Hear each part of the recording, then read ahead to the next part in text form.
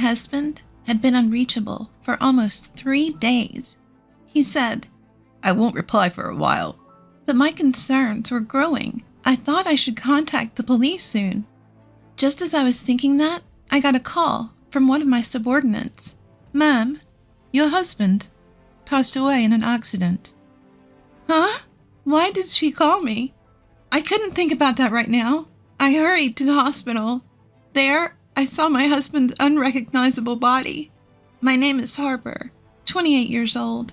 I got married 2 years ago and live with my husband while working at an IT company. We want to have children someday, but not yet. My husband's name is Christopher, 2 years older than me. He is very dedicated to his job.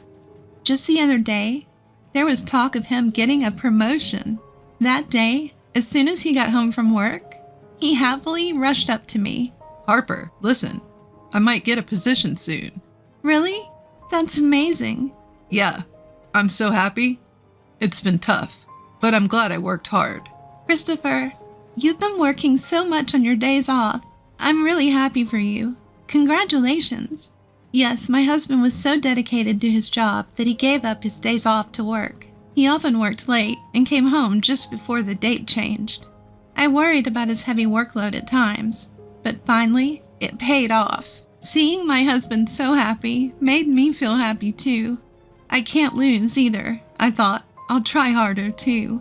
However, since that day, I started to notice something off about Christopher. His overtime increased even more, and he wouldn't come home until after midnight. His weekend work, which used to be only a few times a month, gradually increased. And last month, he went to work, even on Saturdays. Not only that, but I felt his attitude towards me had become somewhat cold. We used to go out on our days off, but that stopped recently. Isn't that strange? Why doesn't he seem at all tired, despite working so hard? Concerned, I decided to suddenly ask my husband about it. I waited for him to come home late from work and brought up the conversation. "Hey, Christopher, can I talk to you for a minute?" "What? I'm tired and want to sleep." "Lately, you're always on your phone before bed. Even though you come home late, aren't you getting sleep deprived?" "What are you trying to say? How I spend my free time is my business, right?" "That might be true, but are you really that busy with work?" At my question, his expression stiffened for a moment. Not missing that, I pressed him further. "I understand you have a lot to do since you got promoted, but isn't it too hard? You have too many weekend work days. And isn't it bad for the company to overwork employees?" "I have no choice. I'm not doing overtime and weekend work because I want to." "But isn't it too much?" "You don't understand my job, Harper, do you? Don't butt in when I'm tired from work." With that, Christopher left the living room. After that, my uneasy feelings didn't go away. Then one day, I usually commuted by car, but on my way home from work, I got into an accident. I was rear-ended by another car and taken to the hospital by ambulance. I had bruises all over my body. After several tests to be safe, I was told to stay in the hospital for a few days. To have a change of clothes brought to me, I called my husband. However, no matter how many times I called, he didn't answer, and he didn't reply to the messages I sent. He should be done with work by now, so why? Until now, we could at least exchange messages during his overtime. I kept calling him every few minutes, and it finally connected an hour later. As I tried to explain the situation, he let out a big sigh. Ugh, you're so persistent. Can't you tell I'm working overtime if I don't answer the phone? "I'm sorry, but that's not the issue right now." "Huh? What do you mean?" "Actually, I got into an accident on my way home, and I'm in the hospital now. My whole body hurts, but they said there's no life-threatening injuries." "An accident? Ugh, what a pain you're causing." I involuntarily let out a, "Huh?" at his unexpected response. He continued mercilessly, as I was at a loss for words. "Stop getting into accidents when I'm busy. I'm not paying for the car repairs, all right?" "I understand, but I need you to bring me a change of clothes." "What? Why do I have to do that? I'm tired from work. And it's like a punishment game to go to the hospital for someone who got into an accident due to carelessness. Carelessness? Why are you talking like that? Besides, it wasn't my fault. It was the other drivers. Stop nagging. Anyway, I'm not going, and I won't reply for a while. Figure it out yourself. The call ended there. The busy tone echoed in my ear, pushing my heart to the limit. Before I knew it, I was in tears. Why did he speak like that? Aren't you worried about your wife who had an accident? He used to prioritize me over work. If I could, I'd want to get a change of clothes myself. My parents live far away, so I can't ask for their help. I sent several messages to my husband afterward, but he never brought my things. I had no choice but to buy everything I needed at the hospital store. Since then, I tried contacting my husband a few times, but 3 days had passed without a reply. He said he wouldn't reply for a while, but I was getting worried. No matter what, it's unusual not to have any contact for this long. What if he got into an accident too? That anxiety crossed my mind. That's when I heard a knock on the hospital room door. When I responded with yes, my coworker Jasmine, who I usually get along with, came to visit me. Jasmine, you came! Thank you! I was surprised when I heard you had been in an accident after I contacted you since you hadn't been at work for a while. It's not a big deal. Just some bruises and a broken bone. It's more than enough. But I'm glad. You seem to be doing well. For a while, we chatted and laughed about trivial things. As visiting hours were ending, Jasmine started to get ready to leave. But then, she stopped and looked troubled. I cautiously asked her, "Jasmine, what's wrong?" I'm sorry, Harper. I don't think I should say this now, but I saw it. Saw? What did you see? I saw your husband walking with Daisy. When did that happen? 3 days ago. The Daisy Jasmine mentioned was a junior coworker at our company. I had been her mentor when she was a new employee. Even now, a few years later, we'd go to lunch together once a week. Why would she be with Christopher? Daisy and my husband should have last met at our wedding. Could it be? But there's no way they would do something like that. Despite thinking it was impossible, the worst-case scenario crossed my mind. According to Jasmine, she saw my husband with a suitcase and Daisy 3 days ago. Since then, Daisy has been on paid leave. I hesitantly called my husband's office, and my suspicion was confirmed. He had also applied for paid leave 3 days ago. At that moment, my suspicion turned to certainty. My beloved husband and the junior I cared for, being betrayed by both of them at the same time. Probably my husband's increased overtime and working on weekends were because he was meeting her. No, maybe they were already involved before that. As I recalled my husband's suspicious behavior, more and more things started to make sense. So that's why he became so cold. Surprisingly, it all made sense to me. Unconsciously, I called my husband. I hardly contacted him these past few days, thinking he wouldn't respond anyway. He probably wouldn't pick up after just a few attempts, but I couldn't just let him do as he pleased. I kept ringing his phone until he answered. 30 minutes after I started calling, my husband finally answered, sounding annoyed. What's your problem? I told you I wouldn't answer for a while. Why? Are you so busy that you can't even answer a call from your wife? Of course, I'm working every day.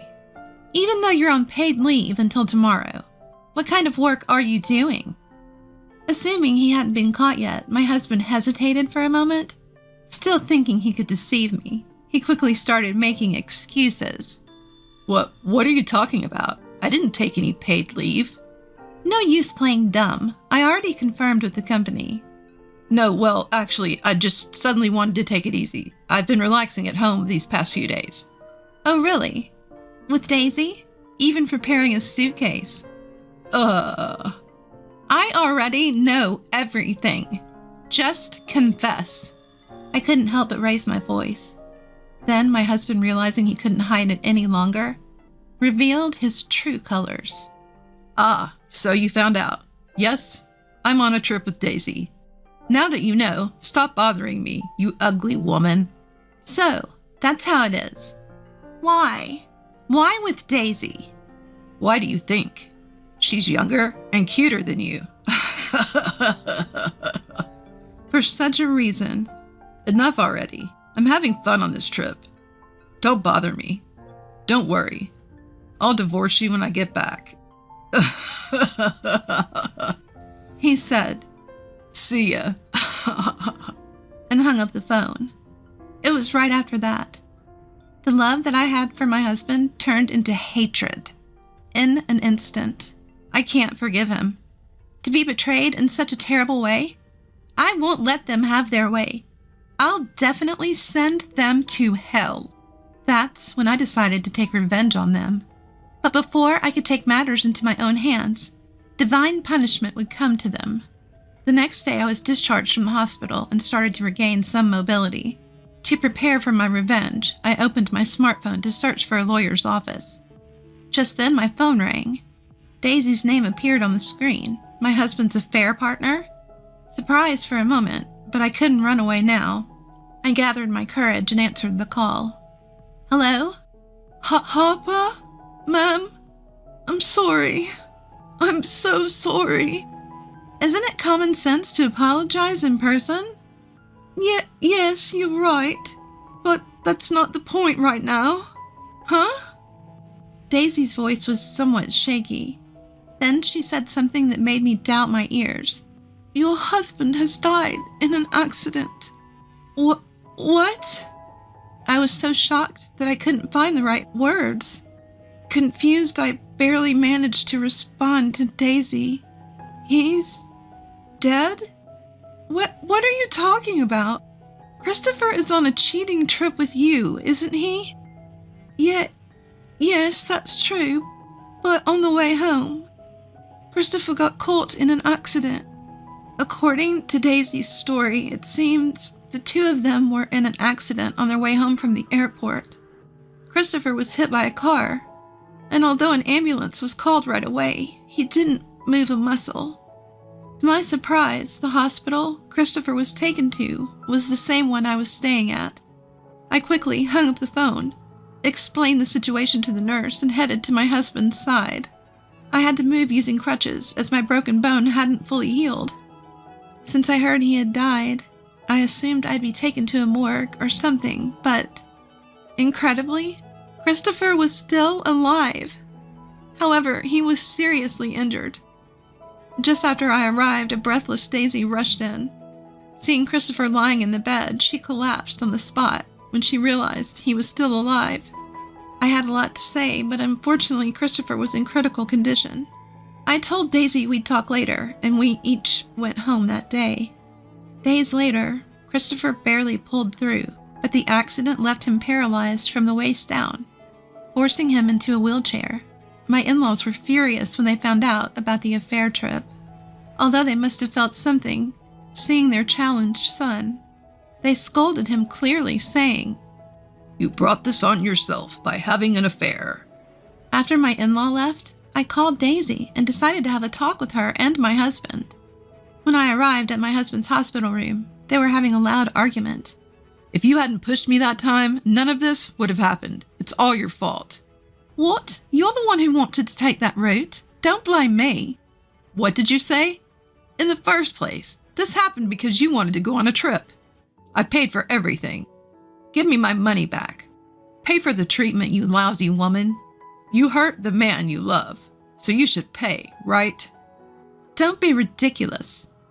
Who would get serious with a guy like you? This was just a fling. I'll never see you again." "What?" The two of them carried on their unbearable argument, apparently not realizing I was there. I couldn't take it anymore. I forcibly opened the door to the hospital room, took a deep breath, and shouted at them. "Enough! It's because you had an affair in the first place that this happened. Take your blame game somewhere else." Harper." "Ma'am?" Finally realizing I was there, their faces quickly stiffened. Ignoring their confusion, I continued.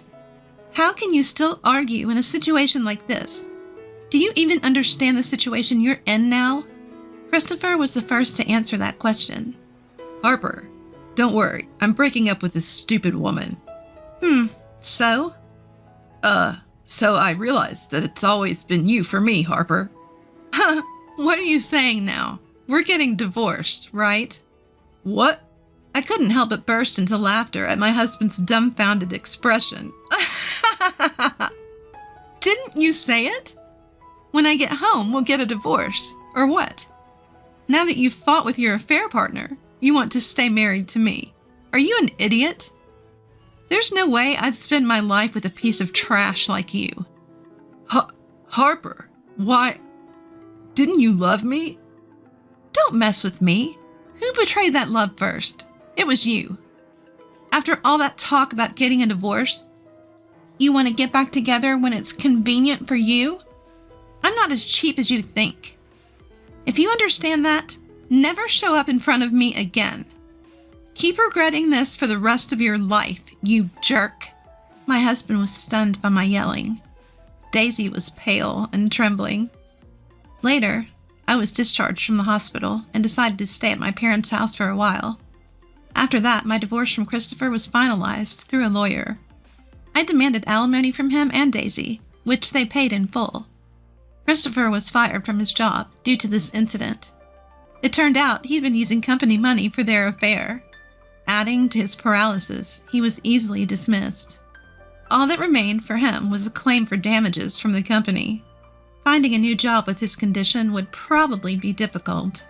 It didn't take long for word of Daisy's affair with my husband to spread throughout the company. She was met with cold stares and eventually couldn't stand the atmosphere and began skipping work without permission. As a result, I heard she finally submitted her resignation. Now those two will probably never lead a decent life again. Even so, I don't feel sorry for them.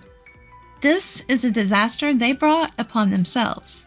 As for me, I rented an apartment near my workplace and started a new life. Many colleagues show concern or curiosity, but honestly, my feelings are mixed, and I can't describe how I feel. But such trivial rumors will probably die down soon.